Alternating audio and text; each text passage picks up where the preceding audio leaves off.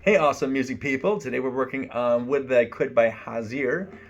We've transposed the key of G for our purposes, and we're just going to go over some of our strum patterns. It's in 6/8 times, and so we have like this.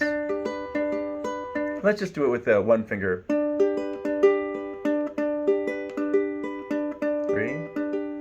4, to C. 2,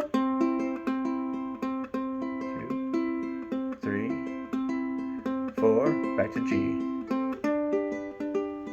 And that's how the verses are.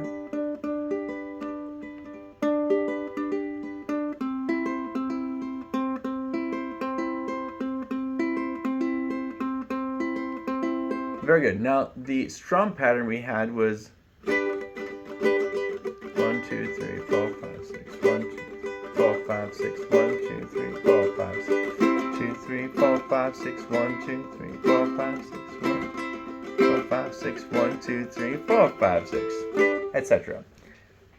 Keep up the excellent work. I think that's all the strum pattern. Now, if you want to find the melody, of course, that's what they do in the song, and feel free to play along with that as well. But I kind of like the chords and the finger picking. Brings it all together. Keep up the great work and have an awesome day.